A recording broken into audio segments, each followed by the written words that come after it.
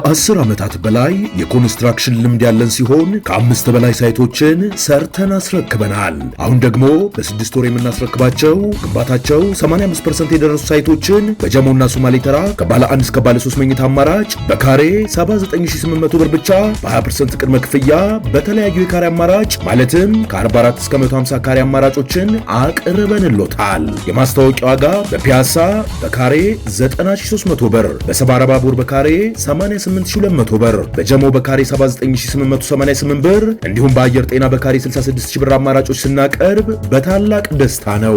የካሬ አማራጭ ባለ 1 መኝታ 44 ካሬ፣ ባለ 2 መኝታ 84 እና 97 ካሬ፣ ባለ 3 መኝታ ከ120 እስከ 150 ካሬ አቅርበናል። የንግድ ሱቆችን ከ12 ካሬ ጀምሮ ከ205000 እስከ 350000 ብር ድረስ ፒያሳ ላይ ያገኛሉ። ለበለጠ መረጃ ከታች ባለው ስልክ ይደውሉ። ጤና ይስጥልን አድማጮች፣ ይህ አዋዜ ልዩ ላልሰማችሁ ነው። ከመረጃዎቹ ጋር አብርሃም መኳንንት ነኝ።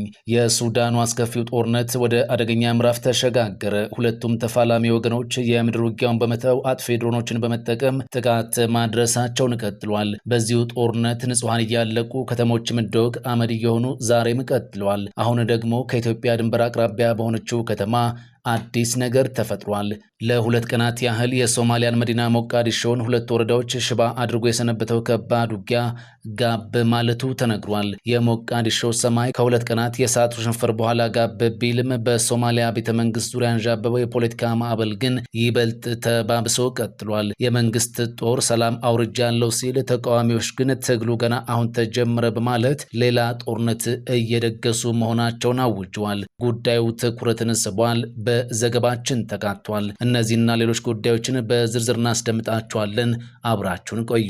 ላለፉት ዓመታት ሱዳንን በደምና በሳት ያጠባት አውዳሚ የእርስ በርስ ጦርነት አሁን ሙሉ በሙሉ መልክዓ ምድሩን ቀይሮ ወደ አዲስና ይበልጥ አደገኛ ምዕራፍ ተሸጋግሯል። ሁለቱም ተፋላሚ ወገኖች የምድር ውጊያውን ወደ ጎን በመተው ሰማዩን በአጥፍቶ ጠፊ ካሚካዜ ድሮኖች ማጨናነቅም ጀምሯል። ይህ አዲስ ስልት የውድመቱን አድማስ ከመቼውም ጊዜ በላይ አሳሳቢ አድርጎታል። የአርኤስኤፍ ተዋጊዎች ትላንት ሌሊት በሱዳን ጦር ሰራዊት ይዞታዎች ላይ እጅግ የተቀናጀና መጠነ ሰፊ የድሮን ጥቃትም ማድረሳቸው ታውቋል። ጥቃቱ በአንድ አካባቢ ብቻ የተወሰነ ሳይሆን ካርቱም፣ ደቡብ ኮርዶፋን እና ብሉ ናይል ክልሎችን በአንድ ጊዜ ያናወጠ እንደነበርም ዘገባዎች አመላክቷል። በተለይ በኢትዮጵያ ድንበር አቅራቢያ በምትገኘው በደቡብ ኮርዶፋኗ አቡ ጄቤሃና በብሉ ናይል ዋና ከተማ ዳሚዛን በሚገኙ ወታደራዊ ጣቢያዎች ላይ ከባድ የአየር ድብደባ ተፈጽሟል። ከዚህም በላይ ታጣቂዎቹ ከሱዳን ሕዝብ ነፃ አውጪ ንቅናቄ ጋር ጥምረት በመፍጠር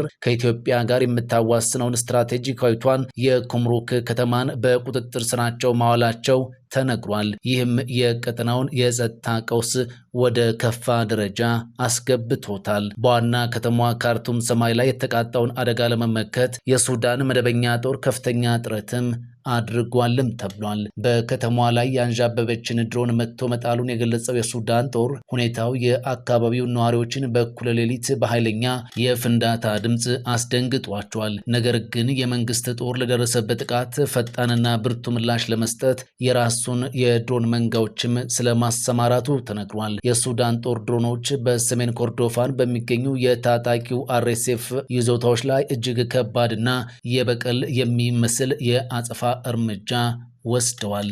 ለ2 ቀናት ያህል የሶማሊያን መዲና ሞቃዲሾን 2 ወረዳዎች ሽባ አድርጎ የሰነበተው ከባድ ውጊያ ጋብ ማለቱ ተነገረም። ይህንን ተከትሎ የፌዴራል መንግስቱ በአካባቢው ላይ ሙሉ በሙሉ ሰላምና መረጋጋት መመለሱን በይፋ አውጇል። ይሁን እንጂ ተቃዋሚ ኃይሎች የፕሬዝዳንቱን አስተዳደር እንደማይቀበሉና ትግላቸውን እንደሚቀጥሉ ዝቷል። ባለፈው ረቡዕ የተቀሰቀሰውና በከተማዋ ላለፉት ዓመታት ታይቶ የማይታወቅ እጅግ አስከፊ የነበረው ይህ ግጭት ትላንት አርብ መርገቡ ተነግሯል። የሀገሪቱ መንግስት ይንቀሳቀሱ የነበሩ የተቃዋሚ ታጣቂዎች ትጥቃቸው ተፈቶ ከአካባቢው እንዲወጡ ተደርጓል።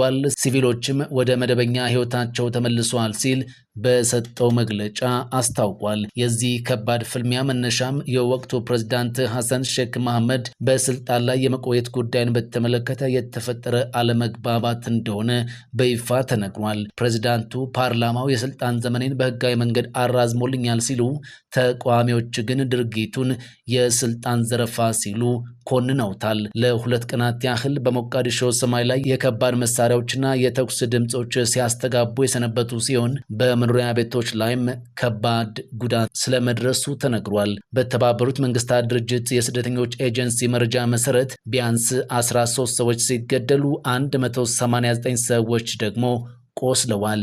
ውጊያው በህዝብ በተጨናነቁ ሰፈሮች ውስጥ በመስፋፋቱ 12500 ገደማ አባወራዎች ቀያቸውን ጥለው ለመሰደድ ተገዷል። የጦርነቱ መነሻ የቀድሞው ጠቅላይ ሚኒስትር ሐሰን አሊ ካይሬ መኖሪያ ቤት አቅራቢያ የነበረ ሲሆን በኋላም ወደ ቀድሞው ፕሬዝዳንት ሼክ ሻሪፍ ሼክ አህመድ መኖሪያ ቤትም ተስፋፍቷል። ሁለቱም መሪዎች ወቅታዊ ምርጫ እንዲደረግ ህዝባዊ ሰልፎችን በመምራት ላይ የሚገኙ ግለሰቦች ስለመሆናቸው አልጀዚራ ጽፏል። ሐሙስ ዕለት ሊደረግ ታስቦ የነበረው የተቃውሞ ሰልፍ መሪዎቹ የራሳችን የጥበቃ ኃይል ባለበት በፈለግነው ቦታ ሰልፍ የማድረግ መብት አለን በማለታቸውና መንግስት ደግሞ የከተማ ጸጥታ ደካማ በመሆኑ ሰልፉ ረብሻን ይፈጥራል በሚል ሙሉ በሙሉ ውድቅ ማድረጉ ለግጭቱ መባባስ ዋነኛ ምክንያት ሆኗል። በመጨረሻም ጠቅላይ ሚኒስትር ካይሬ ከመንግስት ጋር ስምምነት ላይ ደርሰው በጥብቅ ወደሚጠበቀው የአየር ማረፊያ ግቢ ሲሸኙ የቀድሞ ፕሬዝዳንት ሼክ ሻሪፍ ግን በጎሳ ሽማግሌዎች ሽምግልና የተኩስ አቁም ስምምነት እስኪደረስ ድረስ በአብዲ አዚዝ ወረዳ በሚገኘው መኖሪያ ቤታቸው ለተጨማሪ 1 ቀን ተዋግተዋል። የቀድሞው ጠቅላይ ሚኒስትር ካይሬ ከግጭቱ ማግስት በሰጡት መግለጫ ፍጹም እምቢተኛ ነታቸውን አንጸባርቋል። በሀገሪቱ በአስቸኳይ ምርጫ እንዲካሄድ የምናደርገውን ጥረት ምንም ነገር ሊያስቆመው አይችልም። በትግላችን ላይ አንደራደርም፣ ወደ ኋላ አንልም፣ አንፈራም፣ ፈጽሞ አንቆምም ብለዋል። ይህ ውጥረት በሀገሪቱ ኢኮኖሚ ላይም ከፍተኛ ጥላን ጥሏል። የሀገሪቱ ትልቁ ገበያ የሚባለው ባካራ ገበያም ተዘግቷል። የሶማሊያ ማዕከላዊ ባንክ ምክትል ገዢ እንዳስታወቁት በነጋዴዎችና በአገልግሎት ሰጪዎች ላይ የደረሰው ግምታዊ ኪሳራ 3.8 ሚሊዮን ዶላር አካባቢም ይደርሳል። ሀገሪቱ እንደ አውሮፓውያን አቆጣጠር ከ1960ዎቹ መገባደጃ ጀምሮ ቀጥተኛ ሀገራዊ ምርጫ አድርጋን አታውቅም። እንደ አውሮፓውያን አቆጣጠር በ2012 መንግስት እንደገና ከተዋቀረ በኋላም መሪዎች የሚመረጡት በጎሳ መሪዎችና በባለስልጣናት ስብስብ ብቻ ነው። ተመሳሳይ የፖለቲካ ውጥረት እንደ አውሮፓውያን አቆጣጠር በ2021 በቀድሞ ፕሬዝዳንት መሐመድ አብዱላሂ ፋርማጆ የስልጣን ዘመንም ወደ ከፋ ወታደራዊ ግጭት አምርቶ እንደነበር ይታወሳል። ሩሲያና ዩክሬን የምርኮኛ ወታደር ልውውጥ ማድረጋቸው ተሰማ። ሩሲያና ዩክሬን የጦር ምርኮኞች ልውውጥ ማድረጋቸውንና በእያንዳንዱ ወገን 185 ወታደራዊ አባላት መለቀቃቸውን የሁለቱ ሀገራት የመከላከያ ሚኒስትሮች ይፋ አድርጓል። በተባበሩት አረብ ኤምሬቶች አሸማጋይነት የተከናወነው ይህ የምርኮኞች ልውውጥ ሁለቱ ሀገራት በፈረንጆቹ ከ2022 ጀምሮ እያካሄዱት ባለው ከፍተኛ ጦርነት ውስጥ ከተመዘገቡት ጥቂት የስምምነት ነጥቦች አንዱ ሆኖም ተመዝግቧል። የሩሲያ መከላከያ ሚኒስቴር ባወጣው መግለጫ የተለቀቁት ሩሲያውያን ወታደሮች በአሁኑ ወቅት በቤላሩስ እንደሚገኙና አስፈላጊው የስነ ልቦና እንዲሁም የሕክምና እርዳታ እየተደረገላቸው መሆኑን ገልጿል። ወታደሮቹ በቀጣይ ለተጨማሪ ሕክምና ወደ ሩሲያ እንደሚወሰዱም ተነግሯል። በሌላ በኩል የዩክሬኑ ፕሬዝዳንት ቮሎዲሚር ዜሌንስኪ በቴሌግራም ገጻቸው ባስተላለፉት መልእክት 185 የዩክሬን መከላከያ ሰራዊት አባላትና አንድ ሲቪል ከሩሲያ እገታ ተለቀው ወደ ሀገራቸው መመለሳቸውን አረጋግጧል። ዜሌንስኪ የወታደሮቻችን መመለስ ለዩክሬን ዘላቂ ሰላም ቅድሚያ የሚሰጠው ጉዳይ መሆኑን አመላካች ነው ሲሉም ገልጸዋል። እያንዳንዱን ምርኮኛ ነፃ ለማውጣት በየቀኑ ጥረት እየተደረገ መሆኑንም ተናግረዋል። የአሜሪካ ጦር ኢራን ወደ ሆርሙዝ ወሽመጥ የተኮሰቻቸውን 4 ድሮኖች መትቶ መጣሉን ይፋ አደረገ። አንድ ጊዜ ብቻ ጥቃት የሚያደርሱ ድሮኖች በባህር እንቅስቃሴ ላይ አደጋ ጥለዋል ሲል ጦሩ ገልጿል። የአሜሪካ ጦር ማዕከላዊ እዝ ጎሩክና ቃሽም በተባሉ ደሴቶች ላይ የኢራን የባህር ዳርቻ ጥበቃ ማዕከላት ላይ ጥቃት መፈጸሙን በይፋ አስታውቋል። ኢራንም በአጸፋው በኩዌት የሚገኙ 2 የአሜሪካ ጦር መቀመጫዎች ላይ ባላስቲክ ሚሳኤል ስለመተኮሷ ተነግሯል። በባህሬን በሚገኘው የአሜሪካ ጦር ሰፈር ላይም ጥቃት ማድረሷን የኢራን መገናኛ ብዙሃን ጽፏል። የአሜሪካ ማዕከላዊ እዝ እንዳለው ከባህረ ሰላጤው ሀገራት ላይ ኢራን ከተኮሰቻቸው 7 ሚሳኤሎች 6ቱ ኢላማቸውን ሳይመቱ ማክሸፍ ተችሏል። በተደጋጋሚ በሚፈጸሙ ጥቃቶች ምክንያት የኢራንና የአሜሪካ የተኩስ አቁም ስምምነት አደጋ ውስጥ ወድቋል። ከቀናት በፊትም ተመሳሳይ የተኩስ ልውውጥ ተደርጎ እንደነበር ይታወሳል። ኢራን በኩዌት ኩዌት ዓለም አቀፍ አውሮፕላን ማረፊያ በፈጸመችው የድሮን ጥቃት አንድ ሰው ሲገደል 60 ሰዎች ደግሞ ቆስሏል። የኢራን እስላማዊ አብዮታዊ ዘብ በአውሮፕላን ማረፊያው ጥቃት መፈጸሙን አስተባብሏል። ጉዳት የደረሰው በተሳሳተ የአሜሪካ ሚሳኤል አማካኝነት መሆኑንም ይፋ አድርጓል።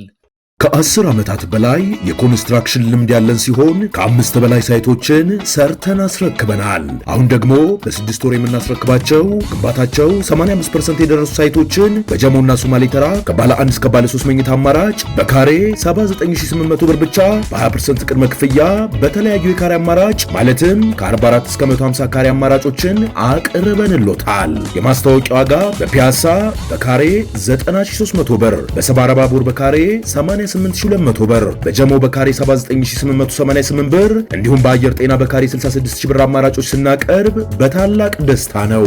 የካሬ አማራጭ ባለ 1 መኝታ 44 ካሬ፣ ባለ 2 መኝታ 84 እና 97 ካሬ፣ ባለ 3 መኝታ ከ120 እስከ 150 ካሬ አቅርበናል። የንግድ ሱቆችን ከ12 ካሬ ጀምሮ ከ205000 እስከ 350000 ብር ድረስ ፒያሳ ላይ ያገኛሉ። ለበለጠ መረጃ ከታች ባለው ስልክ ይደውለው። ፈጣን ያልተሰሙ መረጃዎችንና ትኩስ የኪነ ጥበብ ዜናዎችን ለማግኘት የቁም ነገር ሚዲያ የዩቲዩብ ቻናልን በመቀላቀል ቤተሰብ የሆኑ ቻናላችንን ሰብስክራይብ ያድርጉ። በቲክቶክም አለን። ቁም ነገር ሚዲያ ኦፊሻል ብለው ይከተሉን። እናመሰግናለን። ቁም ነገር ሚዲያ፣ ለቁም ነገር እንሰራለን።